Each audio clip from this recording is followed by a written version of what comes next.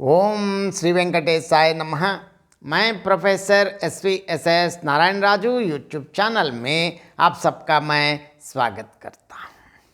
विद्यापति पदावली से आज मैं और एक पद की व्याख्या करने जा रहा हूँ। इस पद में सुंदरी की एक सखी ने नायिका के रूप सौंदर्य को देखा है। वो उस रूप पर आसक्त होकर श्री कृष्ण से उसका वर्णन करती हैं और उन्हें उसके रूप सौंदर्य में लवलीन करा देना चाहती हैं। इस पद में कविवर विद्यापति ने राधा के रूप को प्रकृति के उपमानों के माध्यम से अनुपम वर्णन किया है। कैसे किया है? सबसे पहले विद्यापति जी के शब्दों में पद देखेंगे। माधव की कहब सुंदरी रूपे कतन जतने विहि आनि समारल देखल नयन स्वरूपे पल्लव राज चरण युग शोभित गति गजराजक भाने कनक कदली पर सिंह समारल तापर मेरु समाने मेरु ऊपर दुई कमल फुलायल नाल बिना रुचि पाई मणिमय हार दार बहुसुर सरी ते नहीं कमल सुखाई अदर बिंब सन दसन दाडिम बिजु रवि शशि उगातिक पासे राहु दूर बसु नियरे न आबदी ते नहीं करति गरासे सारंग नयन बयन पुनि सारंग सारंग तसु समाधाने सारंग ऊपर उगल 10 सारंग केली करति मधुपाने बनई विद्यापति सुन बर जौबती यहन जगत नहीं आने राजा शिव सिंह रूप नारायण लकिमा देह प्रतिभाने।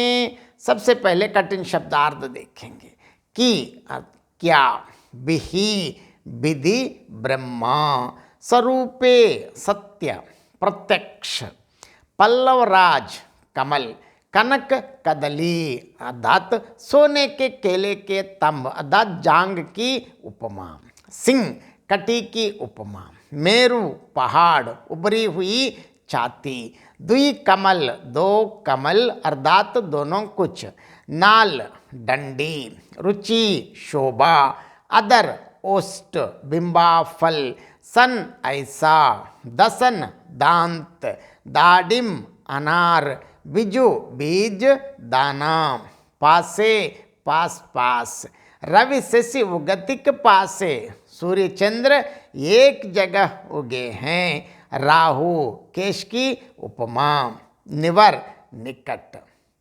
यहाँ सारंग के लिए देखिए, सारंग हरिण, सारंग कोयल, सारंग कामदेव, सारंग कमल ललाट, सारंग बौरा केशों से लटके हुए गुच्छे भी हैं।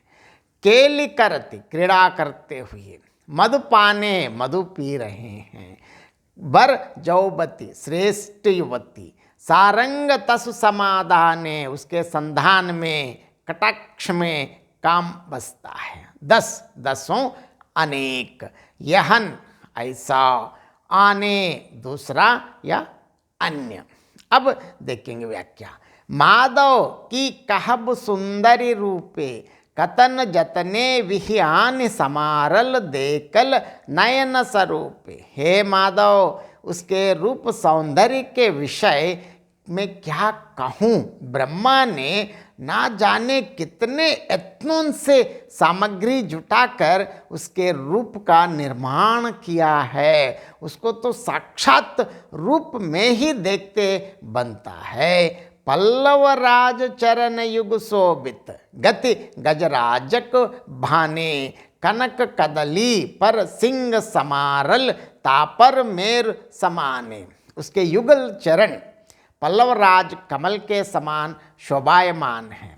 उसकी गति की तुलना में हाथी की गति भी तुच्छ दिखाई पड़ती है। यहाँ कवि का कहने का आशय यह है कि उसकी गति हाथी की चाल से श्रेष्ठ है। उसकी दोनों जंघाएं केले के तने के समान गोरी और सुडौल हैं। ऐसी अनुपम जंघाओं के ऊपर सिंह के समान क्षीण कटी सुशोभित हैं। उसके ऊपर सुमेरु पर्वत विद्यमान है, अर्थात सुंदर वक्षस्थल शोभायमान है। मेरु ऊपर दुई कमल फुलायल, नाल बिना रुचि पाई, मणिमय हार धार बहु सुरसरी, ते नहीं कमल सुखाई। इसे सुमेरु पर्वत रूपी वक्षस्थल पर दो कमल कुछ बिना नाल डंटल के अत्यंत शोभा धारण किए सुशोभित हैं। वे कमल के समान कुछ मुरझाए हुए नहीं हैं, क्योंकि उनके ऊपर मणियों का हार जो गंगा जी के समान है, जलधारा के समान बह रहा है। इसी विशेषता के कारण कमल रूपी कुछ बिना डंटल के होते हुए भी सूखते नहीं। अदर बिंब सन दसन दाढ़ी में बिजू, रवि शशि उगति के पासे, राहु दूर बसु निरे न आबदी, ते नहीं करती गरासे। उसके होंठ बिंबाफल सदृश लाल हैं, दांत अनार के दानों के सदृश हैं, वे सघन और पंक्तिबद्ध हैं। नायिका के शरीर में बाल सूर्य अर्थात मंगल बिंदु तथा चंद्रमा अर्थात मुख पास पास उदित हैं। दोनों के समीप उगने के कारण राहु उसके केश दूर पर स्थित हैं। वह उन्हें ग्रसता नहीं और न समीप ही आता है। आमतौर पर ज्योतिष शास्त्र के इस हिसाब से कहते हैं कि सूर्य और चंद्र एक ही ग्रह में स्थित हों तो ग्रहण नहीं लगता है। सारंग नयन बयन पुनि, सारंग सारंग तसु समाधाने, सारंग ऊपर ओगल दस सारंग, केलि करति मधुपाने। उस नायिका के नेत्र मृग के समान हैं और वाणी कोकिला के समान मधुर हैं। उसके कटाक्षों में कामदेव का निवास है।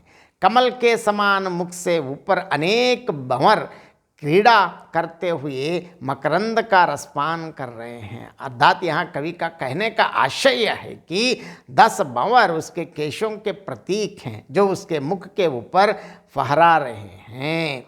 बनई विद्यापति सुन बर जौबती, यहन जगत नहीं आने, राजा शिव सिंह रूप नारायण, लकिमा देह प्रतिभाने। अब विद्यापति कहते हैं कि हे माधव सुनो, ऐसी अनिद्य सुंदरी संसार में अन्यत्र नहीं। रानी लक्ष्मा देई के पति रूपनारायण राजा शिव सिंह ही इस रूप को जानते हैं। अब इस पद की विशेषताएं देखेंगे। इस पद में यह प्रकृति का अलंकारिक चित्रण अपने भव्य रूप में मुखरित है। राधा के रूप को प्रकृति के उपमानों द्वारा अभिव्यक्त किया गया है। चरण, गति, जंघाओं, कटी, वक्षस्थल, कुछ, हार, अधर, दशन, केश, नेत्र, वचन, ललाट तथा केश के लिए क्रमशः कमल, ऐरावत हाथी, कदली, सिंह, सुमेरु पर्वत, कमल, गंगा, बिंबाफल, अनार के बीज, राहु, हरिण, कोकिल, चंद्रमा और भौरों के उपमान प्रकृति से ही लिए गए हैं। उनका यह प्राकृतिक वर्णन अलंकार रूप में अत्यंत भव्य बन पड़ा है। सौंदर्य का वासनात्मक चित्रण है। प्रस्तुत पद में भाव और कला का अद्भुत योग है। अलंकारों का प्रयोग सहज और स्वाभाविक है। भावों के उद्बोधन में सहायक है। भावों का स्फुरन बड़ा ही रमणीय है। पल्लवराज गरासे में रूपकातिशयोक्ति अलंकार है। गति गजराजक बाने में व्यतिरेक अलंकार है। नाल बिना रुचि पाई में विभावना अलंकार है। अदर बिंबसन दसन दाडिम बिजु में उपमा अलंकार है। रवि शशि पासे में रूपकातिशयोक्ति अलंकार है। राहु दूर गरासे में काव्यालिंग अलंकार है। इस पद में विद्यापति ने राधा के रूप को प्रकृति के सहज उपमानों के माध्यम से अनुपम वर्णन किया है। बहुत बहुत धन्यवाद। जय श्री राम।